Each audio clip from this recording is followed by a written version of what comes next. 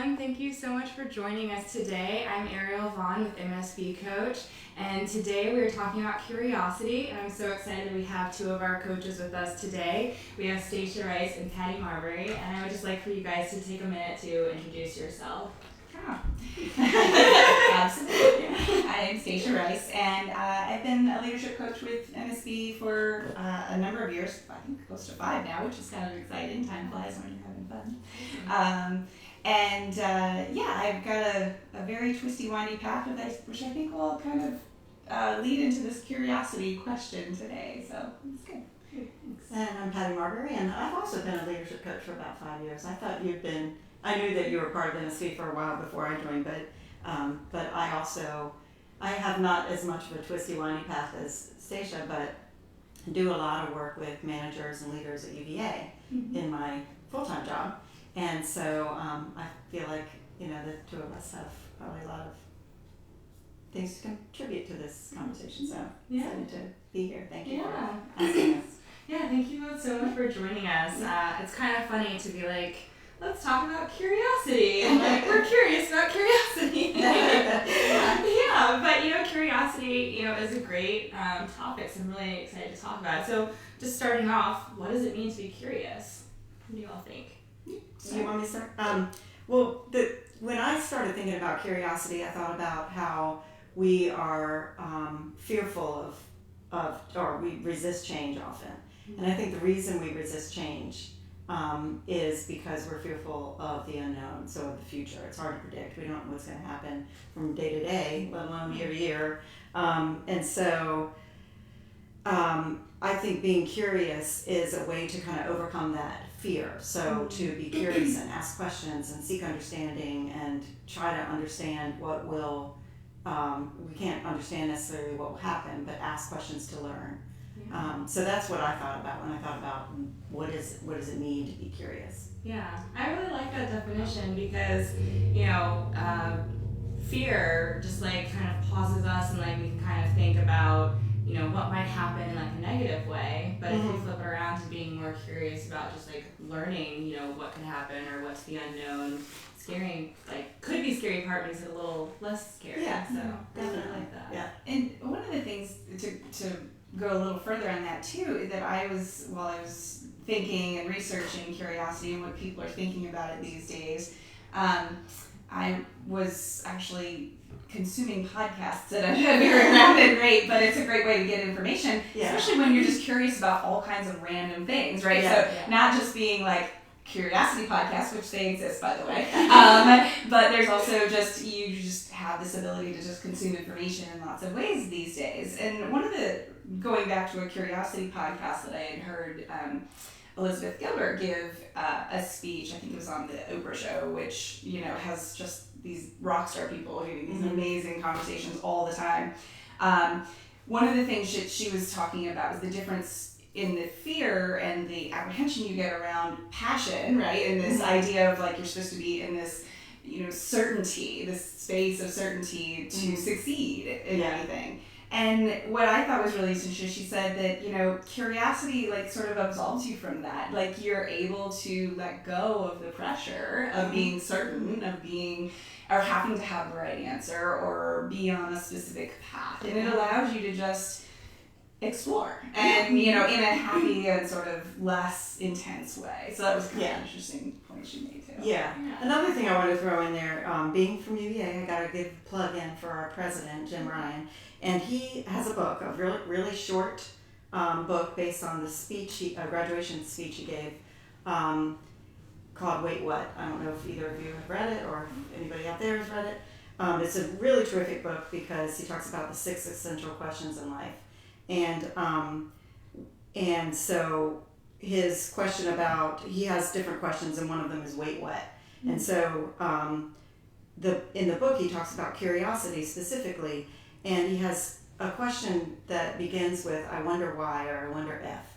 And he says that question, so beginning, it's not really a question as much as it is a statement, but beginning a question or a statement with I wonder why, whatever, or I wonder if, whatever, he says allows you to remain curious with the world. And in being curious with the world allows you to remain engaged and learn new things. And so I really love that aspect of his book. It made me think about when this question came up. I thought about that immediately, about his book. Yeah, that's perfect. Yeah.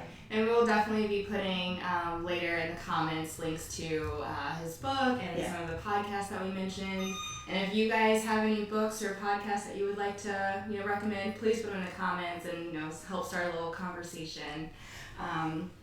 And so for me, I always kind of thought curiosity on like more of a personal level, like being curious about things like just around the world and stuff. But it can happen professionally too. So I'm just curious about your thoughts. I'm curious about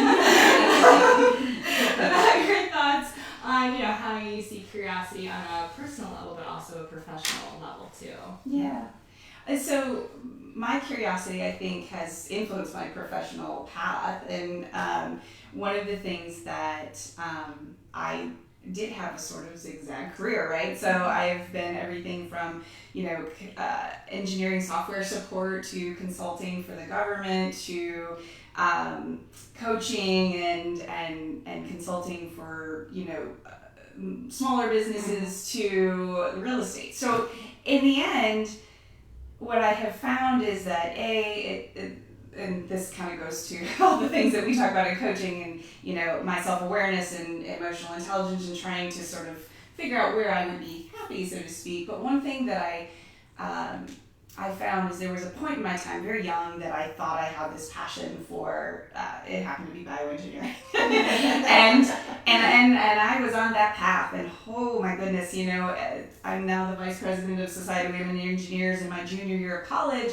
and I realized after I am on my internship, I don't like doing it. It's not fun. And that was like mind-blowing. Oh. But talking about that idea of passion and not, being on a straight line, that was what I assumed was going to be. And it took me probably another 20 years to figure out that the zigzag path, the thing that I actually get to bring to the table in a lot of the professional environments in which I have, is this ability to connect dots and create empathy, because I have been curious, and I did just say, well, what would it be like if I tried something new, or I try to use things like that. And actually it was funny because Elizabeth Gilbert's podcast really talked about that, and that there is the value there that someone like her who knew she wanted to be a writer at 5 and has done that, that's a great way to go. But there's people in this world, she called them hummingbirds, and I liked that, right? So that they zigzag, they do other things, but they're cross-pollinating, right? Oh, nice. I thought that was pretty neat. It's a great, I'm very image-oriented. Yeah, so I thought it was very good. And I think the curiosity is, well, what's over there? And what's there? And gosh, never in my lifetime have I had such access to information or ability to research or try new things. So. Well, and just think about the things that you find out that you wouldn't have found out or wouldn't know about if you weren't curious. Right. And back to plugging Jim Ryan's book, he has a powerful story about how he found his biological mother because he was curious, because he asked questions, because he wanted to know. You think about all the people that have stories like that. Oh, yeah. And so that's more on a personal level. I would add to, on a professional level, being curious allows you to find out more about processes, products, your people. It just helps you build relationships, collaborate, grow your business, grow your, grow your work people, make your environment a better place to be. Mm-hmm. And so I just think it helps all around, both personally and professionally. Yeah. Seems like curiosity and the status quo are inherently opposites, right? And so when you want all the things that you just said, you kind of have to create a lifetime focus of curiosity, always asking more questions. And why is it that way?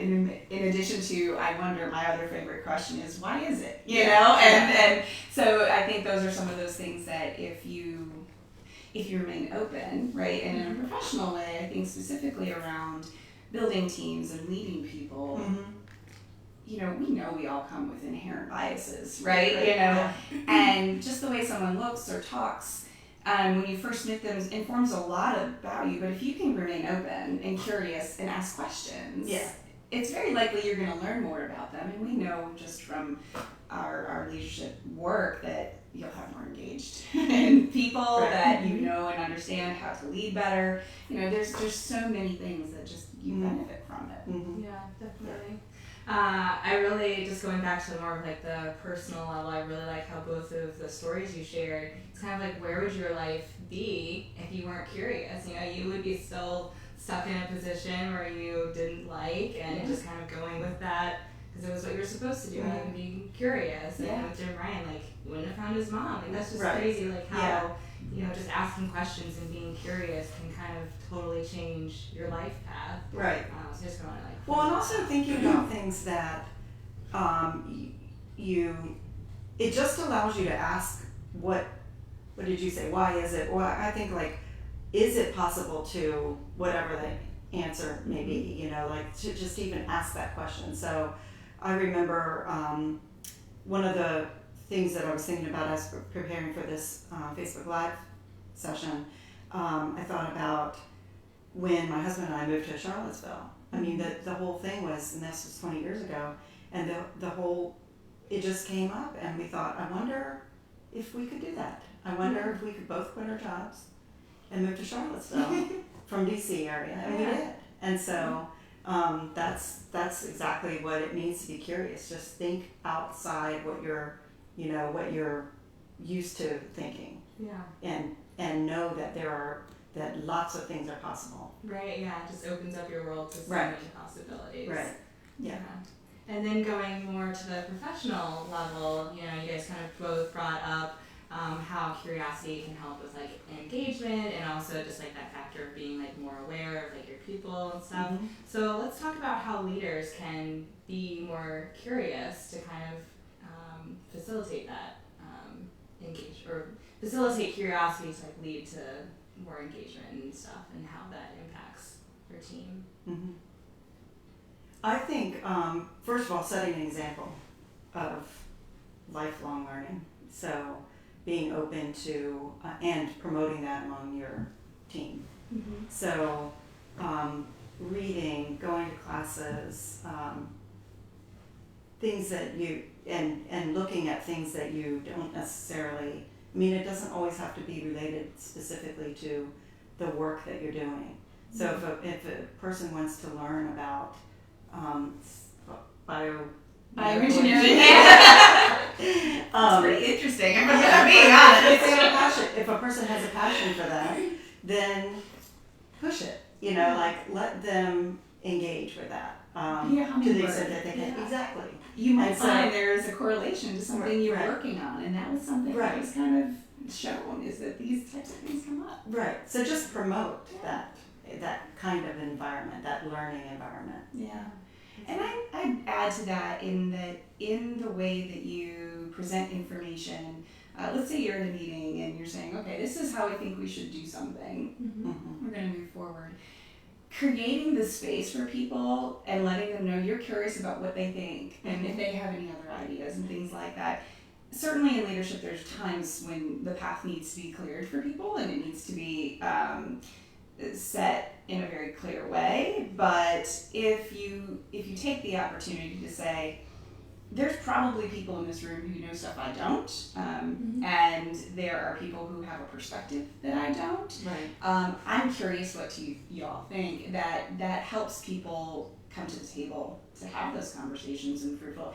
And ideally, you're ending up with a solution or a process or whatever it is, a path forward that is better designed, it's more well-rounded, it encompasses people, and the people at the table are also bought in, right? Yeah. When we're talking about change, and it's one of the biggest, toughest things about change is that usually we're just pushing it on people, and so creating that buy-in requires, quite frankly, humans to interact with stuff. Yeah. You get attached to stuff when you start messing with it, So, yeah, for sure. Yeah. And then you just kind of are also opening up the table for that collaboration where, people will get excited about things that they're a part of and not just another thing that they were, was kind of shoved down their throat or something. Absolutely. Yeah. So far we've talked about a lot of positives about curiosity, but can curiosity ever be a bad thing? I would say that I guess curiosity could be seen as nosiness, depending on the situation. So if you're a person who's asking a lot of questions. And so I think just asking questions for the sake of asking questions is not necessarily a good thing. Mm-hmm. So especially if it goes gossipy or something like that. When you're right. There was a term I heard, it was empathic curiosity, and this idea of being curious about someone because you want to know and understand more about them without judgment, right? Yeah. So there's this aspect of, I think, we can go read about every celebrity and be curious about them, but really in the end, don't care much about them. Right. So when you're curious about someone and you're talking about them and building relationship that way and asking questions, I think that's good as long as you use it in a way that helps further your understanding of them, and you're doing it without judgment. Definitely. And I also think from the perspective of the person who is curious, you have to also be in a place where you're willing to accept an answer as the truth. And so if a person says, if you ask a question about, thinking about as a leader and specifically in times of change, that if a person asks a question about that and the answer is I don't know, or I don't know yet, or I don't know but I'll find out, or something like that, you have to be, from the perspective of the person who's curious, willing to accept that as truth and not assign some ulterior motives to that person's answer and say, well, they're just, lying, or they're, not giving me the full story or anything like that. Yeah. And so I think your question was, can curiosity ever be bad? And I think we just talked about gossipy and things like that, but no, in this sense, I don't think it's bad, but how you deal with it going forward, or how you accept answers, you just have to be willing to do that. Yeah, I mean, that also brings up a good point of just accepting that answer as truth, but then also be open to answers, even if it's something that someone actually does.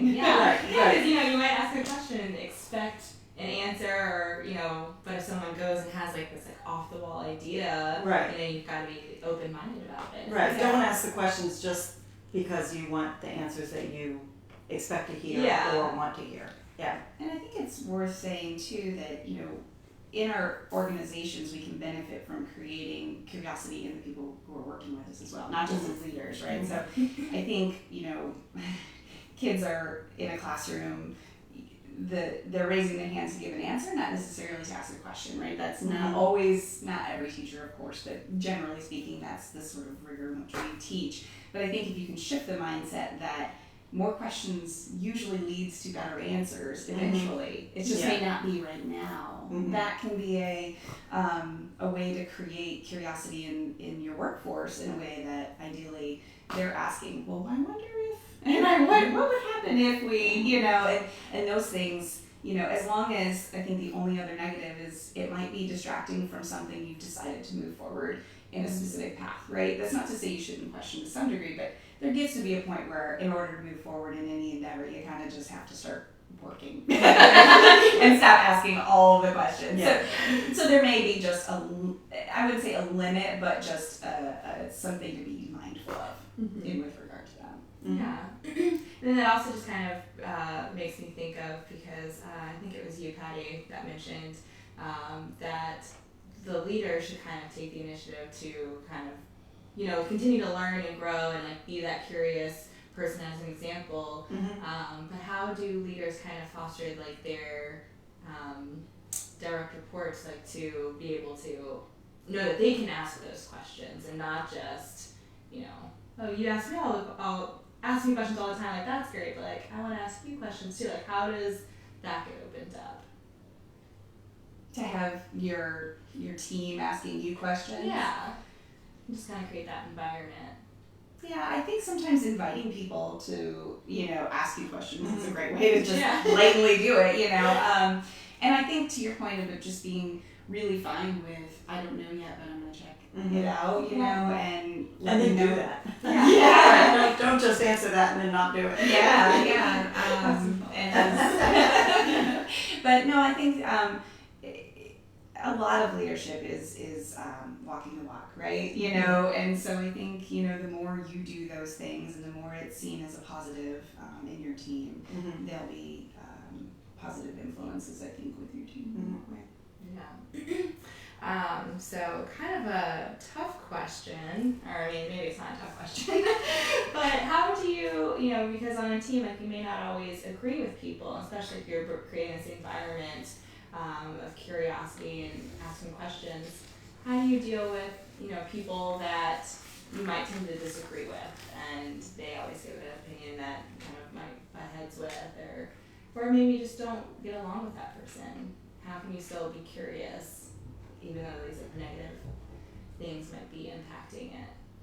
Well, I think if you go from the standpoint of you're being curious to seek understanding, and to invite another perspective, then I think you don't necessarily need to go. It kind of goes back to my point of, don't just ask a question to be like in this echo chamber of getting an answer back that you agree with.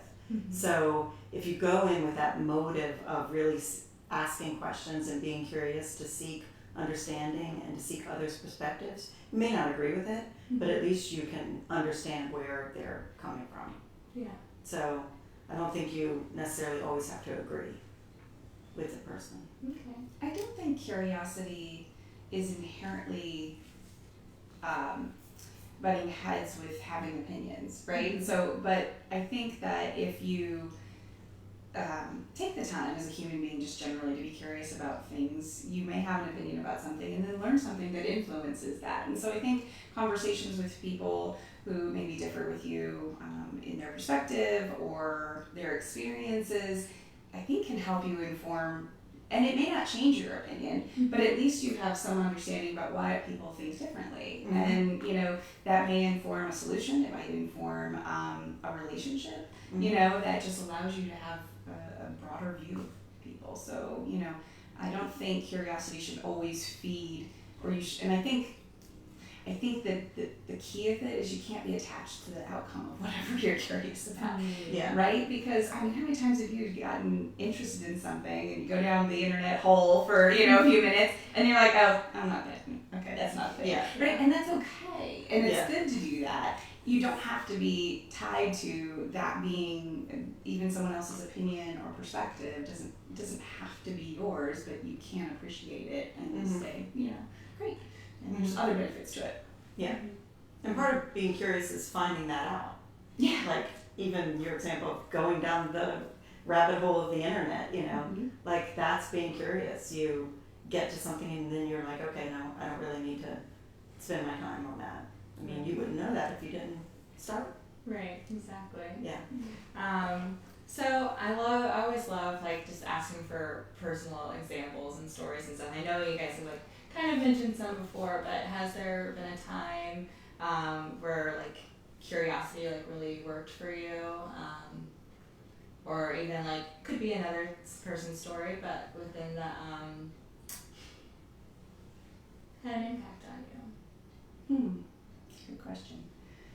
I think for me as a whole, I'm sort of notorious for internet rabbit holes and those types of things. I think what I've learned is one of my strengths is just being able to see a bigger picture and connect dots and being able to pull from lots of different either information or experiences or industries and things like that, just to be able to, and seeing those commonalities.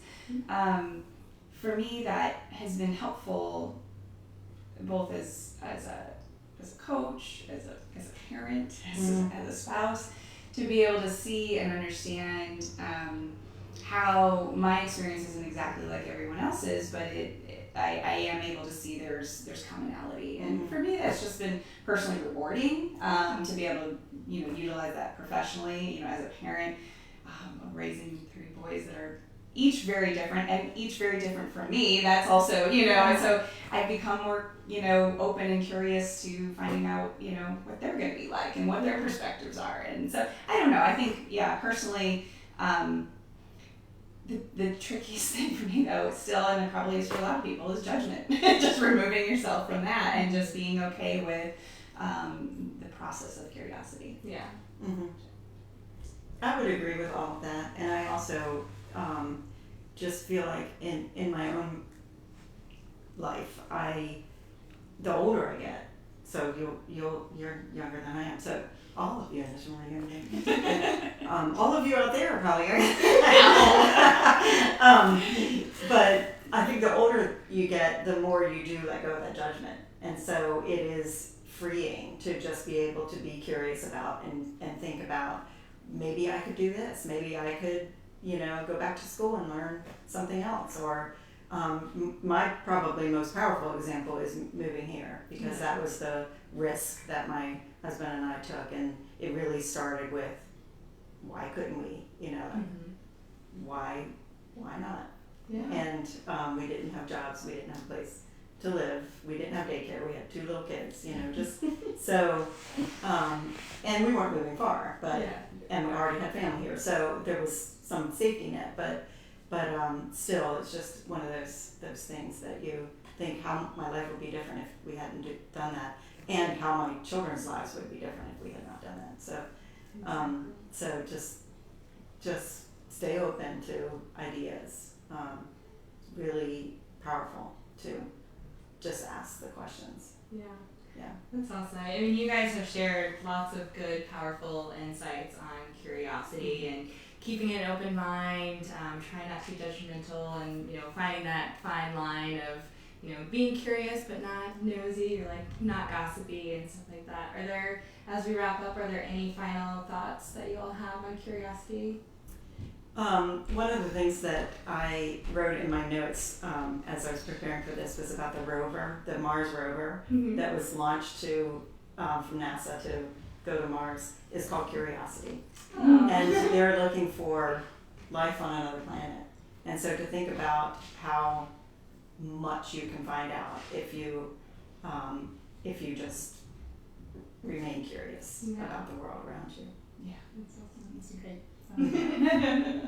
Anything else, Rich? I just think that it is maybe just as important as IQ or EQ, emotional intelligence. This idea of curiosity, and we could create I think there may even be a quotient that you can measure it, but I think it's maybe an untapped resource for all of us. And that the more we focus on it, the more we teach our kids to be.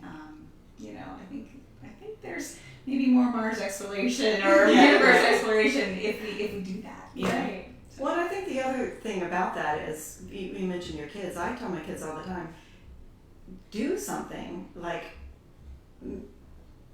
go for that job or go for that class or whatever it is. It doesn't have to be for the rest of your life. Yeah. I mean, and it's easy for me to say that, and for a super young person like my daughters in college and grad school and all that, it's harder to know that the next 2 years isn't the rest of your life. So for me, it's like, just do something. You could do it for 2 years. If you don't like it, do something else. Yeah. You've got your whole life in front of you, and there's so many opportunities. And so, but to take advantage of that, you have to be curious. Yeah, exactly. Yeah, curiosity, I mean, it's just such a big thing. And, you mentioned emotional intelligence, and emotional intelligence, I feel like it's always the foundation of everything we talk about. Yeah. It's always curiosity is the foundation of dogs. You gotta be curious about yourself and others. Yeah. We could talk about this all day. I know. But we gotta wrap up though. So I just want to end with a quote by Bill Nye: "Everyone you will ever meet knows something that you don't." So stay curious. Thank you guys so much for watching this video.